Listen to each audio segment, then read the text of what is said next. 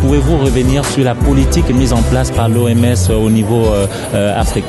L'OMS a mis un politique, en fait, nous avons développé cette stratégie qui vise à promouvoir la collaboration entre les deux secteurs de la santé et de l'environnement.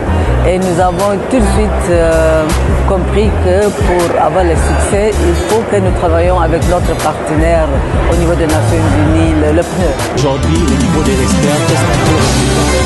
Vous savez, maintenant, un seul secteur à lui seul ne peut pas aller vers l'atteinte des objectifs du millénaire pour le développement, des ODD. Ils n'ont ni le mandat, ils n'ont ni les ressources. Donc, nous devons conjuguer les efforts.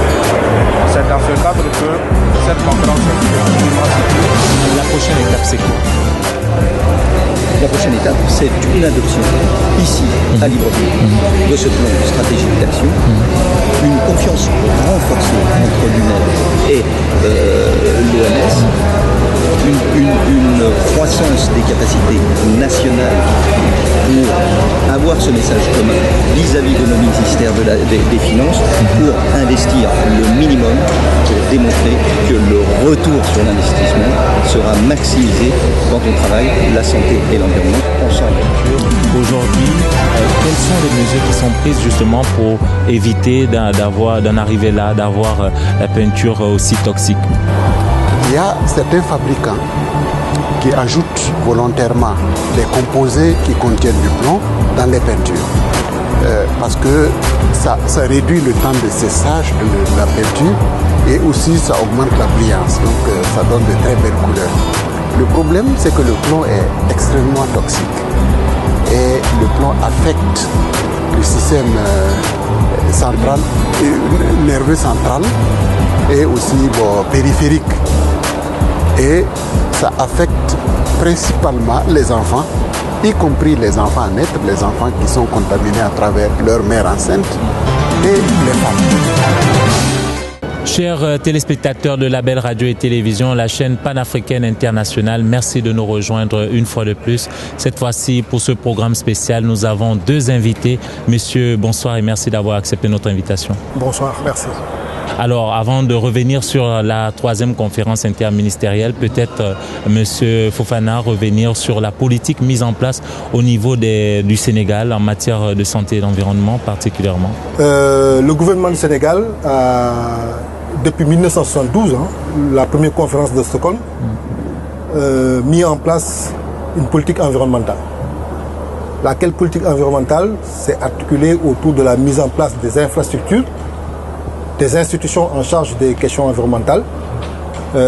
Pour la petite histoire, la première direction de l'environnement a été créée en 1975, donc 3 ans après la première conférence de Stockholm. Et au fur et à mesure, on a mis en place donc, des ministères qui sont passés du ministère de la protection de la nature au ministère aujourd'hui de l'environnement et de la protection de la nature. Et aujourd'hui, on en est à un ministère de l'environnement et du développement durable. À côté de la mise en place de ces institutions, nous avons également élaboré des documents de politique. C'est ainsi que on a élaboré beaucoup de documents de politique, donc notamment de lutte contre la désertification, contre les pollutions et nuisances, mais également pour tout ce qui concerne la conservation de la biodiversité. Parallèlement également, on a mis en place un dispositif législatif et réglementaire avec les principaux codes dont je vous parlais tout à l'heure. Le code de l'environnement, le code forestier, le code de l'eau, le code de l'assainissement, le code de l'hygiène, etc., etc. Et à côté, nous avons également participé pratiquement à toutes les conférences parlant des questions de l'environnement. Et nous avons ratifié en même temps, au même titre que beaucoup de pays africains, à plusieurs conventions internationales dans le secteur de l'environnement. Pour montrer un tout petit peu comment le Sénégal a de manière progressive mis en place ces politiques de protection de l'environnement. Et aujourd'hui, la politique de l'environnement est articulée autour du plan Sénégal émergent, qui constitue le document cadre de référence, le PSE. Et nous avons ce qu'on appelle la lettre de politique sectorielle de l'environnement et du développement durable, qui va de 2016 à 2020 et qui définit le cadre de mise en œuvre de la politique du gouvernement en matière de protection de l'environnement. Alors justement, vous venez de décliner la politique mise en place depuis quelques années en matière d'environnement. Il se trouve que le Sénégal n'est pas épargné par le fléau du changement climatique notamment. On a vu dernièrement Dakar qui était sous la pluie, j'ai envie de dire, du sable du désert. Aujourd'hui, comment est déjà cette pollution a été gérée par les plus hautes autorités? Tout à fait. Bon, vous savez, l'une des missions justement du ministère de l'Environnement et du Développement durable est de prévenir, de contrôler et de lutter contre les pollutions et nuisances pour l'environnement et la protection de la santé des populations. Et c'est dans ce cadre, ma direction qui s'occupe en charge de ces questions-là, nous avons un centre de la qualité de l'air qui est un centre de référence qui n'existe, l'un des centres d'excellence qui existe en Afrique de l'Est. Nous sommes l'un des pays qui dispose de ce centre de la qualité de l'air. Et ce centre de la qualité de l'air mesure avec un réseau de stations fixes et mobiles, mesure chaque jour l'indice de la qualité de l'air, qui peut passer du rouge au vert en passant par l'orange et le jaune. Et à chaque fois qu'il y a des pics de pollution, donc quand ça passe au rouge, on alerte la population. À chaque fois qu'il y a des pics de pollution, ces éléments d'information sont donnés au niveau de l'hôpital de Fann, où il y a un laboratoire de pneumologie. Et les gens vont interpréter les résultats et donner l'information, parce qu'on avons les panneaux où on affiche l'état de l'indice de la qualité de l'air et toutes les informations sont diffusées pour alerter les populations à prendre les dispositions pour se protéger. Alors, ce qu'on constate à Dakar, c'est vrai, il y a une pollution, certes, ça on ne nie pas, mais à la qualifier d'être la deuxième ville la plus polluée au monde, ça quand même, c'était trop fort. Comme l'a indiqué un rapport. Voilà. Alors on va revenir sur vous parce qu'on sait que Dakar en 2021 va organiser justement le Forum mondial de l'eau. On va en parler tout à l'heure. Mais avant peut-être déjà échanger avec Monsieur Bouna-Madé Fall. Vous représentez aujourd'hui le ministre de l'Environnement. Quel a été l'apport du Sénégal tout au long de ces assises? L'apport du Sénégal à travers la contribution de la délégation sénégalaise dont j'ai été le porte-parole, ça a été de proposer en fait au-delà de la constatation qui a été faite brillamment par les experts, de la mise en place d'un dispositif juridique et politique d'accompagnement au plan national. C'est-à-dire qu'il faut maintenant que dans tous les pays, que les ministères de l'Environnement, de la Santé, de l'Énergie, des Transports et entre autres, se mettent ensemble et travaillent sous l'égide du Premier ministre. Donc au-delà de ces recommandations fortes qui a été faite par l'équipe d'experts qui a travaillé d'arrache-pied, j'ai proposé en relation avec l'ensemble des membres de la délégation sénégalaise la mise en place d'un mécanisme supranational de suivi de l'ensemble des recommandations issues de cette conférence-là. Aujourd'hui, qu'est-ce que le Sénégal a mis en place par rapport à la dernière déclaration? Bien. Alors, je vais rapidement commencer par le cadre institutionnel, comme l'a rappelé monsieur le directeur Cheikh Fofana. Sur le plan institutionnel, des mécanismes ont été mis en place, mais ce qui est le plus important, c'est un cadre normatif réactualisé. Ça veut dire quoi concrètement? Le cadre normatif réactualisé, c'est-à-dire que nous avons trouvé des textes, nous avons trouvé des codes, le code de l'environnement, qui date de 2001. Nous avons trouvé un code forestier qui datait de 1998. Nous avons travaillé donc à réactualiser ces documents-là à l'aune de ces nouveaux impératifs, à l'aune de ces nouveaux défis et enjeux. Donc tout dernièrement, nous sommes allés à l'Assemblée nationale pour le vote du code forestier, du nouveau code forestier. Nous avons finalisé le processus de réactualisation du code de l'environnement qui devra être prochainement soumis pour validation et nous avons également engagé le chantier d'une loi sur le littoral. Alors qu'est-ce qui reste à faire? Peut-être, bon, juste pour rajouter par rapport à ce que monsieur le conseiller technique vient de dire, ces cadres existants donc, entre le ministère de la Santé et le ministère de l'Environnement, où nous travaillons à travers la mise en œuvre d'un certain nombre de programmes conjoints liés à la gestion des déchets, liés à la gestion des produits chimiques. Donc voilà des cadres qui sont existants et que nous allons renforcer pour les aligner par rapport aux actions prioritaires qui se retrouvent dans le cadre de la déclaration de Libreville. Pour dire que bon, on est sur le bon chemin. Certes, comme il l'a dit, il y a des acquis qui sont là, mais il reste encore à faire. Et nous allons sortir de cette troisième conférence où une décision a été définie, va être prise pour la mise en œuvre du plan stratégique 2009-2019. Et nous allons, au retour de Dakar, nous positionner par rapport à ce cadre-là nouveau et comme ça renforcer les acquis que nous avons enregistrés dans le cadre de la mise en œuvre de la déclaration. Alors tout au long des échanges, on a vu des gens qui ont plaidé pour que le budget de la santé et de l'environnement soit augmenté. On parle de 15% pour la santé et de 5% pour l'environnement. Aujourd'hui, quelle est la position du Sénégal ? Mais la position du Sénégal est une position en parfait accord avec cette proposition-là. Cette proposition est pertinente à un double niveau. Premièrement, il faut faire le départ avec les anciennes politiques publiques qui consistaient à mettre en avant les aspects répressifs, les aspects punitifs en matière de protection de l'environnement ou en matière de santé. Et il faut aller vers maintenant des aspects éducatifs, des aspects incitatifs qui en fait demandent beaucoup plus d'investissement parce que c'est sur la longue durée. Si vous prenez les aspects éducatifs de santé publique, si vous prenez ces aspects incitatifs, alors vous faites de la sensibilisation, vous faites de l'éducation, vous allez engager le débat auprès des couches les plus jeunes, au niveau de l'école, auprès des jeunes, et cela demande du temps et cela demande beaucoup plus de moyens. Donc il ne s'agit plus simplement maintenant d'être sur une échelle répressive, une échelle punitive en termes de protection rigide de l'environnement et de la santé, et il faut également faire le départ sur un autre aspect qui est extrêmement important. Généralement, on aborde les questions de promotion du développement durable sous le vocable de l'intérêt économique.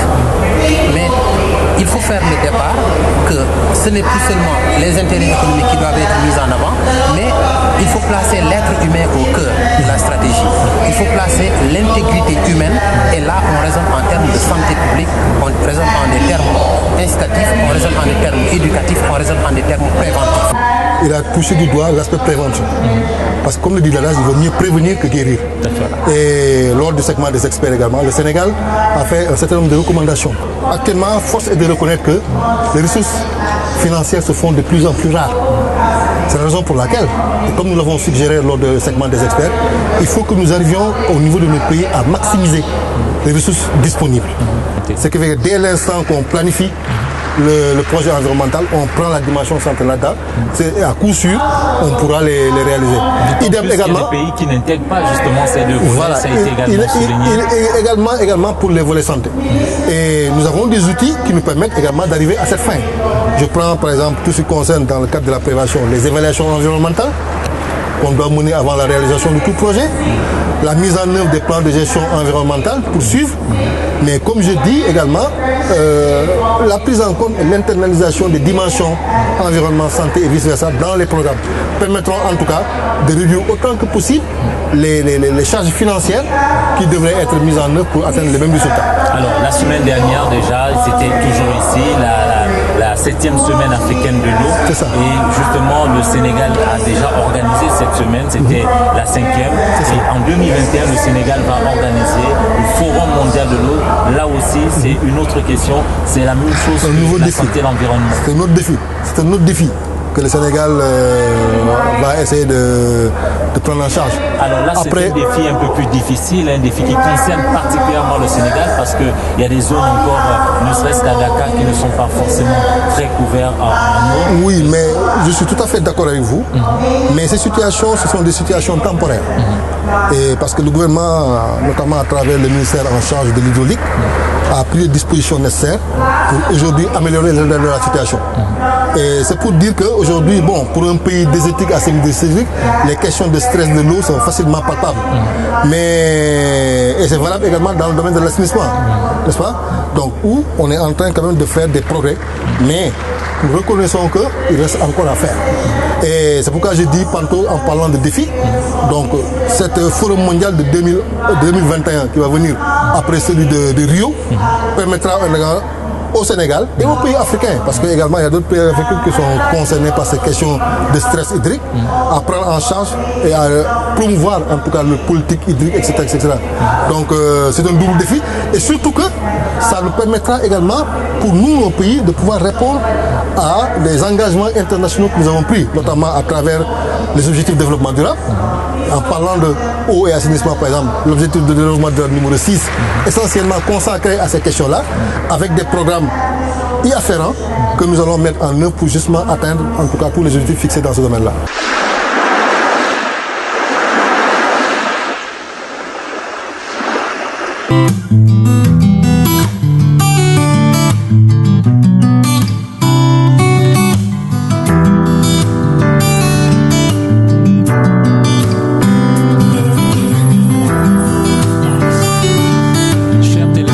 De Label Radio et Télévision, merci de nous rejoindre une fois de plus sur ce plateau spécial consacré à la 3e conférence interministérielle sur la santé et l'environnement sous le thème Alliance stratégique santé-environnement, un catalyseur pour la prise de mesures en faveur des objectifs de développement durable en Afrique. Sur ce plateau, j'ai le plaisir de recevoir Monsieur Gawusu Keita, qui est donc chef de division au ministère de l'Hygiène publique du Mali. Monsieur Keita, bonsoir. Bonsoir. Aujourd'hui, quelle est la politique malienne justement en matière de santé et d'environnement? Depuis 2013, le Mali n'a pas connu de cas de choléra grâce aux interventions que nous avons programmées dans le cadre de la mise en œuvre de la déclaration de Libreville. Ces interventions portaient essentiellement sur 4 aspects.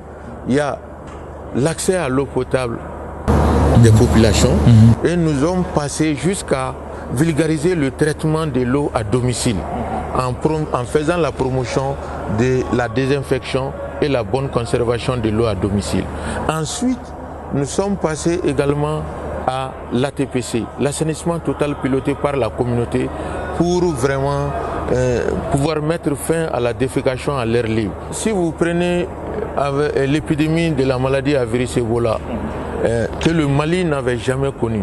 Et que le Mali a fini par connaître en 2013-2014. Oui, mais grâce à notre dispositif de surveillance mise en place, nous avons pu détecter rapidement le cas qui nous est venu de la Guinée-Conakry.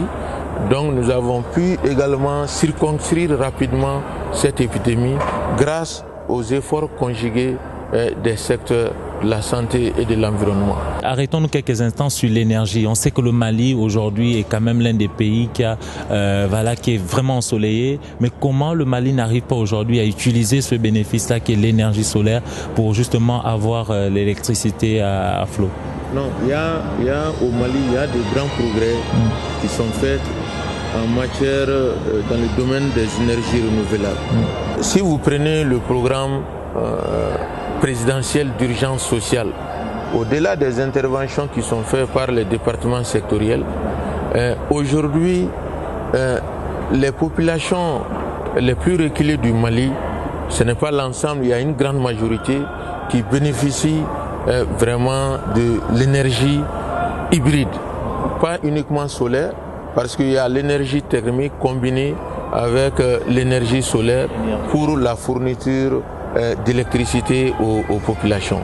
Et dans le cadre des projets de santé environnement, justement, il y a un grand projet qu'on appelle le projet BCA, où la difficulté majeure qui avait été constatée dans nos établissements de santé également, surtout au niveau des maternités et des blocs opératoires, c'est que l'électricité n'était pas disponible de façon permanente. Donc il a été décidé de conjuguer ça avec l'énergie solaire pour qu'il y ait la continuité des services. Parce que vous savez, une femme qui doit accoucher, s'il n'y a pas de lumière, surtout la nuit, il y a des difficultés. Et quand on fait une intervention chirurgicale aussi, il faut la disponibilité permanente de l'énergie solaire. On sait que lors de la première conférence qui s'est déroulée ici même à Libreville en 2008, il s'agissait déjà de mettre les bases, donc une déclaration a été faite. Luanda en 2010, c'était également la même chose. Aujourd'hui, il s'agit de faire quoi? Ce qu'il faut noter, c'est que la mise en œuvre de la déclaration a connu des avancées notables. Mais comme j'ai eu à le dire dès mon intervention au départ, c'est qu'il y a la grande difficulté majeure, c'est la mobilisation des ressources, surtout financières, pour vraiment mettre en œuvre de façon significative les différents plans que les pays ont élaborés. Parce que les pays ont élaboré ces plans-là, donc c'est pourquoi nous sollicitons, nous demandons à ce que la quote-part des budgets nationaux en faveur de ces deux secteurs-là soit augmentée de manière significative.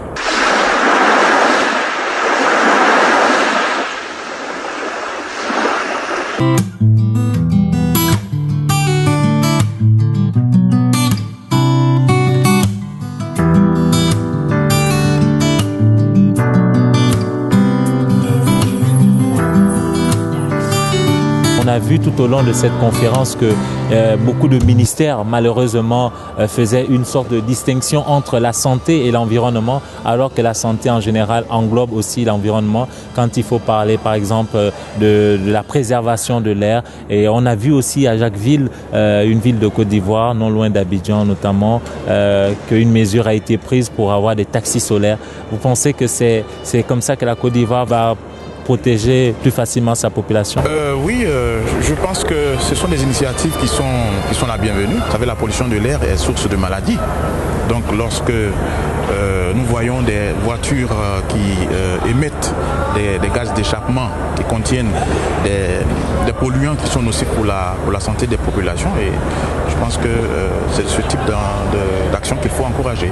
Alors, mais la Côte d'Ivoire a quand même un problème au niveau de son grand marché à médicaments, parce qu'un marché où il y a des médicaments par terre et des médicaments qui ne répondent pas forcément aux normes internationales. Le problème déjà est adressé par les ministères concernés, notamment le ministère de la Santé, a pris des initiatives dans ce domaine, à poser des actes qui tendent à réduire, sinon à éliminer la vente des médicaments dans les rues, dans les marchés. C'est un phénomène qui ne peut pas finir du jour au lendemain, parce que lorsque vous cherchez les gens, le lendemain, ils viennent recoloniser les zones qui ont été déguerpies. Alors donc, il faut adopter notre approche, une stratégie plus efficace, et nous sommes en train sur des bases, bien sûr, sur des bases législatives, réglementaires et institutionnelles, parce qu'il faudrait renforcer nos textes pour que les actions menées sur le terrain soient une base réglementaire. Justement, vous parliez de base législative. On sait qu'il y a un décret qui a été pris dernièrement dans ce sens. Le décret, c'est surtout sur l'interdiction de la vente illicite des médicaments. Mais cela doit se faire de concert avec les collectivités. Alors, il y a un débat, celui de l'augmentation des budgets, notamment dans le domaine de la santé et même de l'environnement, pour répondre plus efficacement aux besoins de préservation de ces deux secteurs. Aujourd'hui, quelle est la position de la Côte d'Ivoire? La Côte d'Ivoire adhère aux normes internationales concernant les ressources allouées à la santé et à l'environnement. Je pense que au fur et à mesure que les choses se mettent en place, il faut, vous savez avec moi il y a un ministère de la ville qui s'est créé. Donc ce sont des choses qui viennent de plus en plus pour pouvoir adresser les questions relatives à l'urbanisation, aux questions territoriales qui englobent, qui font partie du secteur santé-environnement. Aujourd'hui, justement, la Côte d'Ivoire participe aux côtés de ses pays voisins, ses pays frères, à cette troisième conférence. Quel est l'apport de la Côte d'Ivoire dans cette conférence? Sachant que déjà en 2000, il y a 10 ans, la Côte d'Ivoire était parmi les pays qui ont adopté les 11 points de la résolution de Libreville. La part de la Côte d'Ivoire elle est assez importante, d'autant plus que nous avons pris la déclaration de Libreville à bras le corps, notamment avec la nomination d'un point focal déjà, d'un point focal qui est chargé de la déclaration de Libreville et de l'engagement de Luanda. Déjà tout par de là. Et puis nous avons créé, le gouvernement a créé la direction de l'hygiène, de la santé et environnement, qui se charge des questions de santé environnement. Donc tout par de là. Après ça, nous sommes rentrés dans les domaines de programmation de la déclaration de Libreville. Nous avons mis en place un groupe de travail d'experts avec 33 experts qui concernent 16 ministères techniques et 2 partenaires au développement. Donc ce groupe de travail d'experts en santé et environnement, ils ne sont pas forcément des experts en santé et environnement, mais toutes les disciplines qui entrent dans le domaine de la santé et environnement sont les bienvenues pour que nous puissions donner des réponses efficaces et claires de ce domaine-là. Merci. Nous étions en compagnie de Claude Kofi.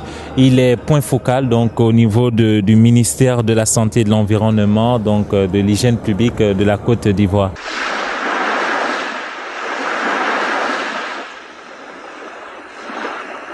Les 6 et 7 novembre dernier, c'était les experts qui étaient en réunion dans le cadre de cette 3e conférence interministérielle sur la santé et l'environnement.